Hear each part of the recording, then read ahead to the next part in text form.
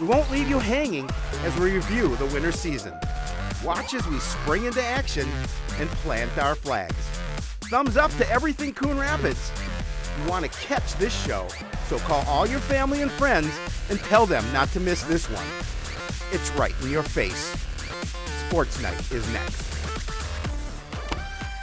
Hello, everyone, and welcome to Sports Night. I'm Joe Young. And I'm Howie Shapiro, and the winter season is come and gone. Yep, we're going to wrap it up with a nice little bow this evening and take a couple weeks off and be back talking spring. Yeah, with the way the weather is outside, I know they can't start until the 21st, but they're going to be sports to get outside. They're going to be able to get out right away. Well, I tell you, just this past weekend, we had weather up into the mid-60s, and it's dry out because we didn't have a lot of snow.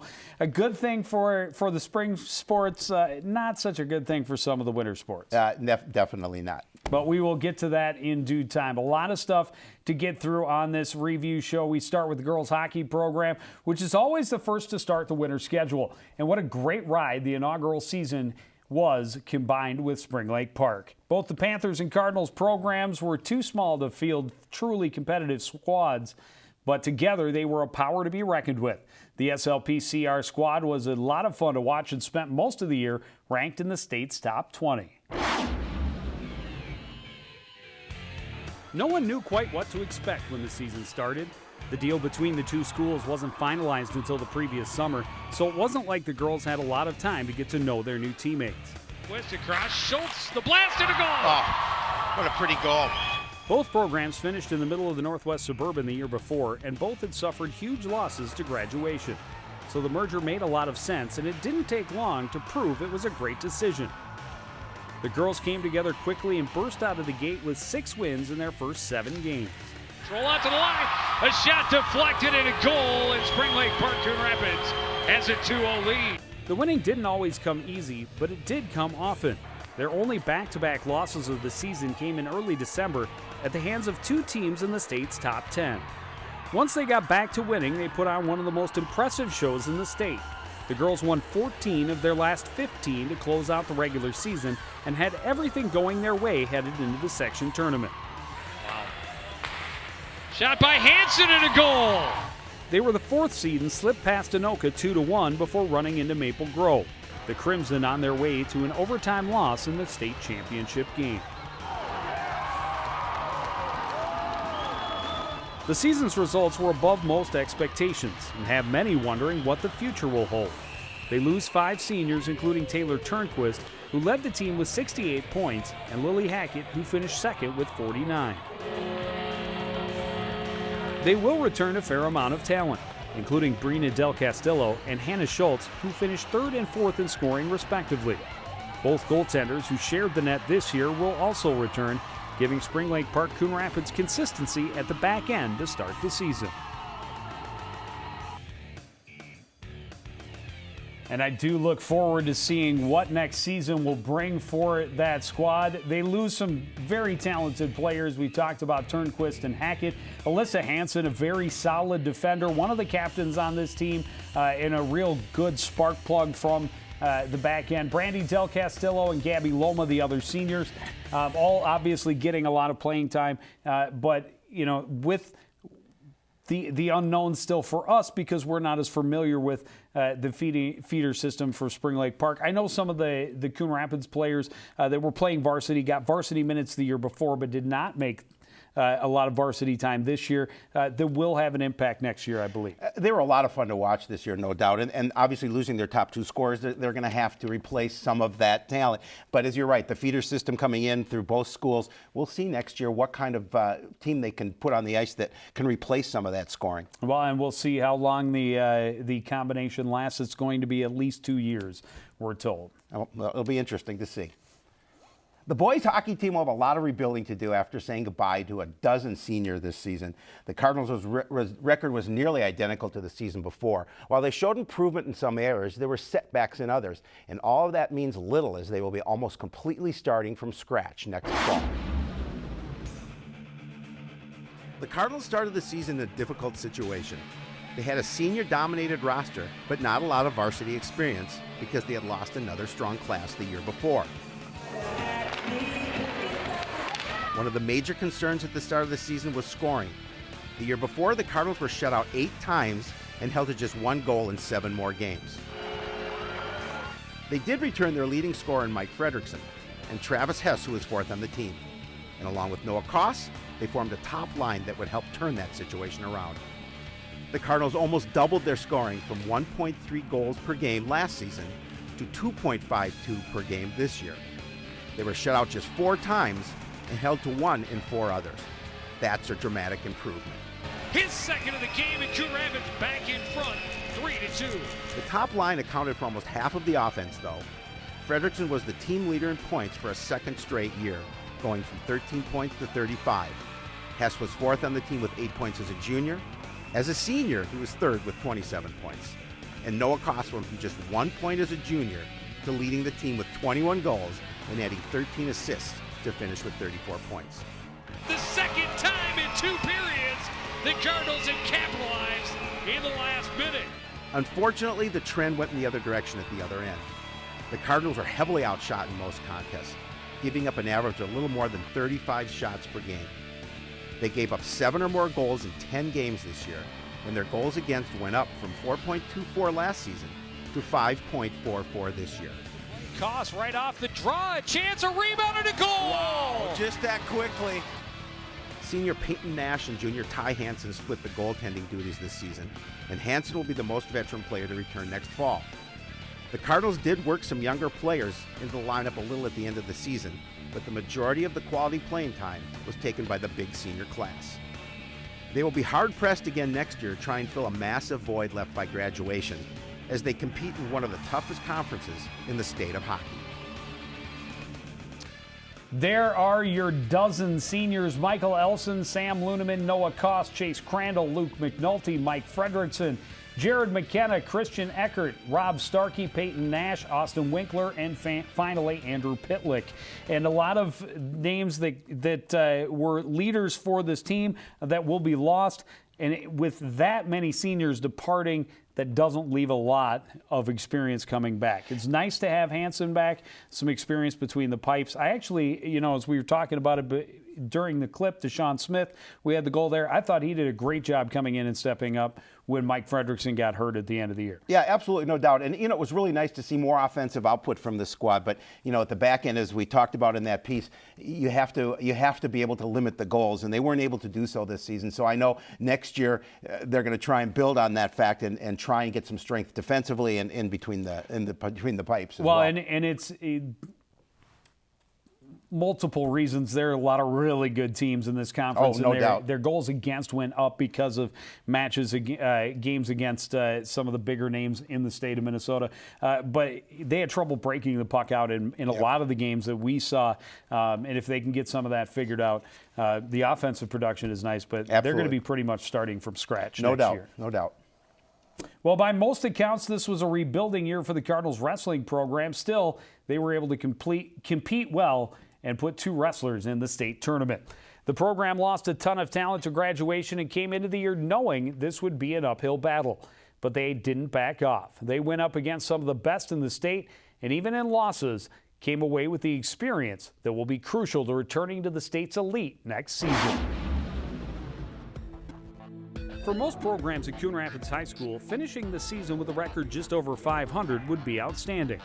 But for the wrestling team, it's one of their worst finishes in the last 20 years, and it will motivate them to be back in form next winter. Great toss right there. At the beginning of the year, the Cardinals were hopeful, but the coaches were realistic. They knew they had lost almost twice as many career wins to graduation as any other program in the conference. Still, they have expectations for their athletes to battle and compete, even when the adversary seems invincible. There it is. Big pin for Hank Lovick. The Cardinals mixed wins with losses, keeping them hungry but humble. They had little time to celebrate their successes as they were frequently followed by losses that reminded them of all the work that still lay ahead. Sabine right to his back, and there's the pin. That's a big pin. They also had to overcome injuries that sidelined some of their leaders for extended periods of time, further depleting the experience available for some key matches. Early season losses to section rival Cambridge Isani and conference foe Centennial dropped them out of the state's ranking, something that hadn't happened often in the last decade. The Cardinals' youth and inexperience was most notable in the lower weights, and that led to some of their struggles. The leadership and talent that they had at the top end was able to overcome early deficit in some duels, but other times the gap was just too big. A lot of time, and there it is. The Cardinals finished the season with a 14-13 record in dual meets. They finished third in the conference and were eliminated in the first round of the section tournament, losing a tiebreaker to Forest Lake. Senior Josh Bryant owned the Section 7 bracket at 145 pounds, taking the championship with a pair of pins and a technical fall. Junior heavyweight Tim Mandike also qualified for state, losing the section championship in a 1-0 heartbreaker. Unfortunately, both were one and done at the big dance. Pin comes in 135. Cardinals will lose 5 seniors, including Bryant, to graduation. Those losses will definitely be felt, but the story next season should be more about what they have coming back than what they will have to do without. And there are your 5 seniors: Josh Bryant, Dakota Haller, Robert Warner, Nick Halseth, and Hank Lovick. And those two, obviously Josh Bryant been to state a couple of times. He's going to be a big loss. But losing Lovick and Halseth up top is going to dent where they had their strength this season. No doubt about it. But, this is a program that, maybe wasn't as strong as they've been in the past. Still a quality squad. And this is also a program where the youth, they really build well from down low at the lower ages. So they'll continue to grow. Oh, I have no doubt. Yep.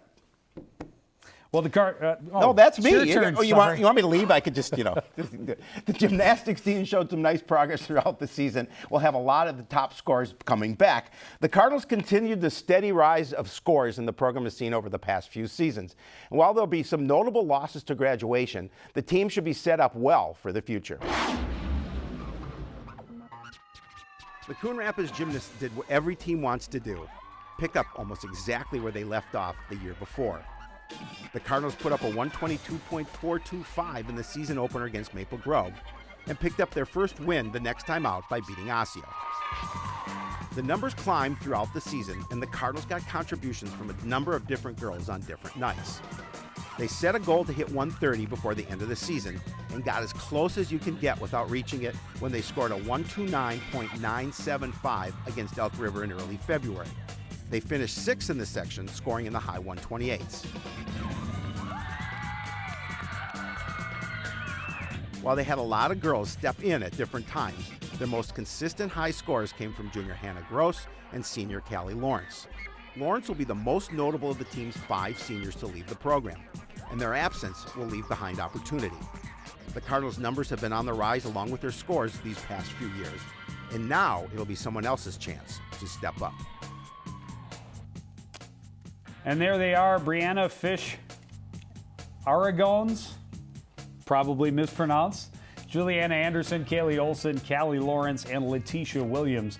And they do have Hannah Gross coming back. That's going to be a big piece of the puzzle. But 3-4 girls in most events that were scoring for the Cardinals are coming back. Yeah, and you just see that the nice thing about their season, obviously the numbers continue to go up. And granted, they didn't reach that 130. They came awfully close. But that's the next goal for next year, is to continue to get those numbers to that 130 and beyond. Well, and I'm guessing with this program, they'll probably aim to start in the mid to upper 120s rather than just into the 120s.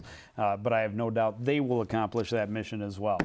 Now it's my turn. Yeah, go ahead. All right. Cardinal swimming and diving team is celebrating some successes this spring, but they're also excited about their potential for the future. The Cardinals exceeded most expectations this season, and with many of their top swimmers coming back, they're already looking forward to the fall.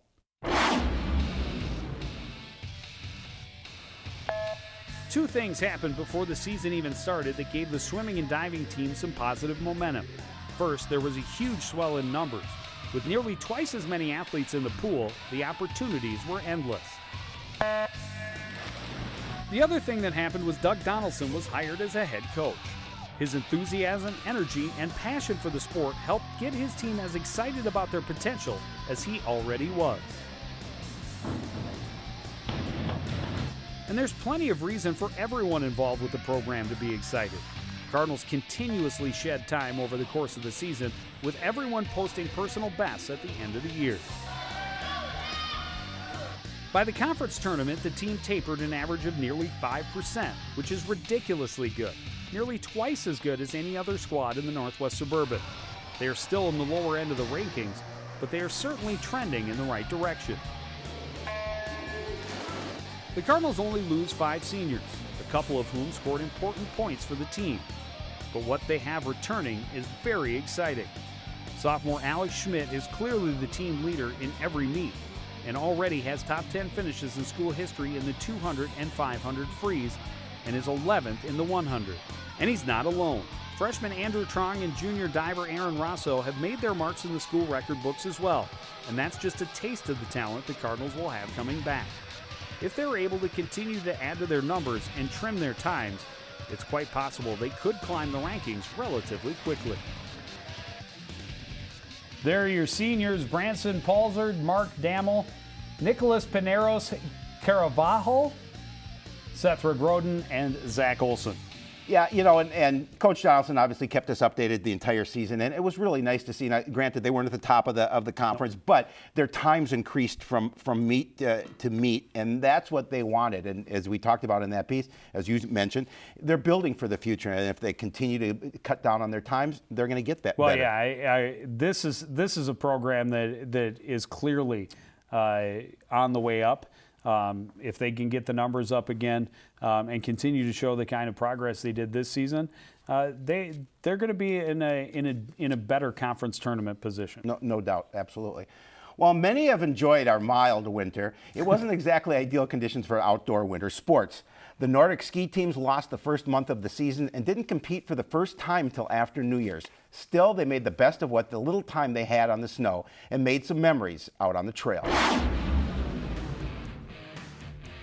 Once the season began, it went really fast.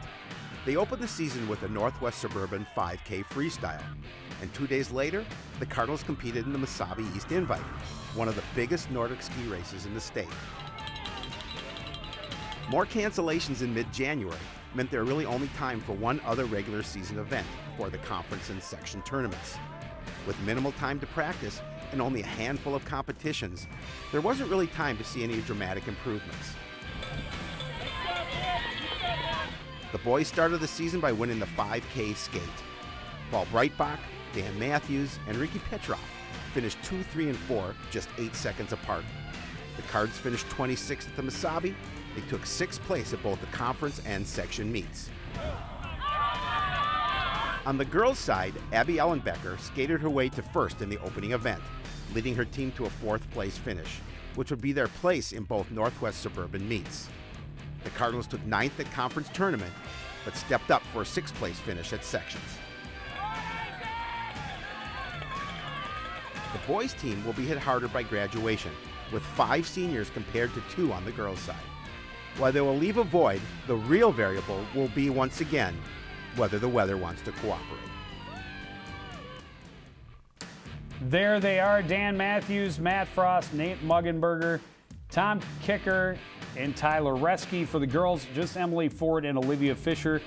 And yeah, it's been, they kind of got spoiled a little bit last year. Yep. Seasons 3-4 years ago were much like this, where they just didn't have enough snow.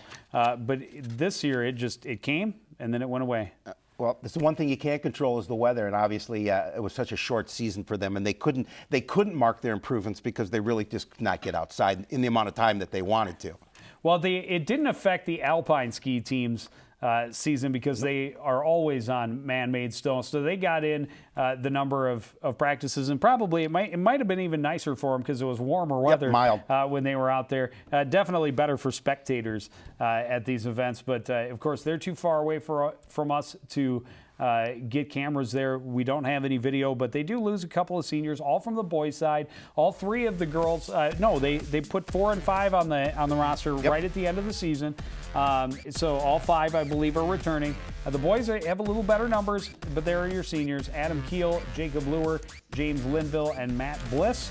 And again, I'm too hoping for more natural snow next year as well. Well, the progress continues for the boys basketball program. Unfortunately, it's a bit of a 2 steps forward and 1 step back situation. Cardinals improved their record this season, and their play improved from start to finish, but they will lose some solid seniors. They have a number of talented players coming back, but there will certainly be some holes to fill. The boys basketball program continues to be a work in progress. The numbers are climbing, but there's still a long way to go to reach the top. The Cardinals had one more win this year than they did the year before, but dig a little deeper and the numbers are more encouraging. The Cardinals added 5 points per game to their scoring average, and they gave up 5 fewer points per game on the defensive end. Still, they only managed 3 wins this season and none in conference play, so there's a lot of work to be done, and they've got a group ready to roll up their sleeves and get after it. Blocked away by Lowell. He got way up there. Cardinals only lose 4 seniors, but that includes their top 2 scorers. Still, there's plenty of reason to believe they can take a step forward next year. Junior Tyrion Johnson stepped up late in the season and proved to be a dynamic player on both ends of the floor. And classmates Dio Lawal and Sam Carver, whose seasons were limited by injury, will be back stronger and more experienced in the fall. Larson swatted away again by Tyrion Johnson. That's just naming a few. There were several other underclassmen in the regular lineup for the Cardinals, and Coach O was able to get a lot of younger players an opportunity to play quality minutes in the final month of the season. That should give them a head start on the continued construction of the program next season. There are your seniors, Jake Demovic, Armand Mr. Roper Thornton, Tyler Brick, and Nick Keller. Yeah, they're going to lose some size, obviously, with Nick Keller. Nick coming into the program this year. But, I love this coaching staff. I think Coach O does a really good job. And I think the key for them is going to be over the summer in the weight room. I think they're going to have to put some muscle on. They're going to have to continue to improve their skills. But, there's a long way to go up. But you build that from that 3-win season to see what you can do next year. Well, I'll tell you what. I like the 3 young guys we talked about. There's a number of other younger players that have shown some promise. And I'll tell you what, the first 5 minutes of that Anoka game this year, most fun I've had at a Coon Rapids basketball game in a very long time. And it was a lot of those young guys who were doing it. If they're able to figure out how to do that for 36 minutes, they're going to have something. I think so too, and just continue to move forward. And I think, like I said, with Coach O's program, I think they can do that. Well, last but not least, we get to the girls' basketball team, and what a fun way to end the season. The Cardinals made some nice strides in their second year under Coach Debbie Peterson, culminating in a dramatic tournament upset over a crosstown rival. They will have almost everybody back next year, so the fun has just begun. The Cardinals got started on the right foot this year, winning the opener over Duluth East. Unfortunately, they lost their next 5, and that wasn't their longest slide of the year.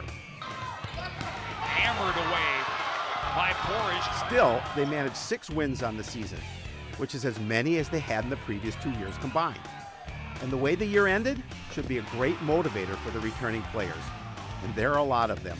Just 1 senior finished the season with the Cardinals, so they return a lot of experience. Into Jenkins, down low, great look. And the basket for Caitlin Ackerman. So the season may have not been a true success, but it certainly was progress. The Cardinals had their struggles with consistency and ball security. They were at times not patient enough on offense or aggressive enough on the boards. Nyberg for 3, it's good, and they needed that one. Oh, they really did. Still, at other times, they show what they were capable of. They seem to have all the right pieces with all the right skills to get this program turned around. They didn't have any wins in the division this season, but many of the losses were closer than they looked on paper. Go down low to Carver. She scores off the glass. And they got hot at the right time. The Cardinals scored back-to-back wins on the road against Irondale and Armstrong in the final week of the regular season. Then pulled off the ultimate upset in the section tournament. Game over. The Cardinals are moving on. Wow! Blaine beat Coon Rapids handily in both meetings during the regular season. But when it mattered most, the Cardinals' stingy defense helped them take a 13-point lead to the half. The Bengals came back to make it interesting, but solid free throw shooting in the final seconds iced their victory with sweet revenge. Now these are huge. And it's good. Their season ended against Andover in the semifinals, but the upset over Blaine was still pretty sweet. And with so much coming back next year, it should be fun to watch again next winter. There it is, Carly Anderson, the one and only. She, good point guard. Yeah, good contributor, no doubt. Good defensive player.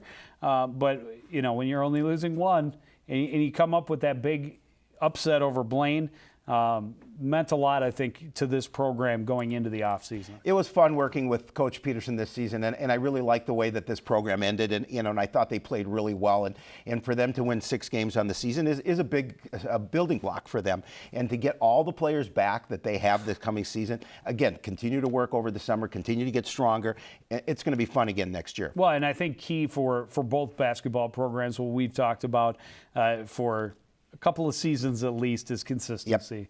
Yep. That's the one word, and patience. And I thought, at times both, and this really was both boys and girls programs, when they were patient and playing together but still with high energy, they look good on the floor. Oh, no doubt, and it's just getting over that line of being consistent in both halves, and it's a fine line, but once you can do it, and the taste of winning in your mouth, it really helps to build this program. Yeah, and that could be said for many of the winter teams.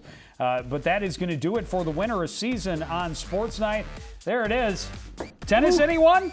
I'll be there. We'll be serving it up on April the 5th against the Champlain Park Rebels. And then baseball against Anoka on the 12th, and softball against Elk River on the 14th. But that's going to do it for this edition of Sports Night. I want to thank everybody out there for joining us and continuing to support everything we do here at CTN. For the entire crew, including the one and only Howie Shapiro, I'm Joe Young, saying goodnight.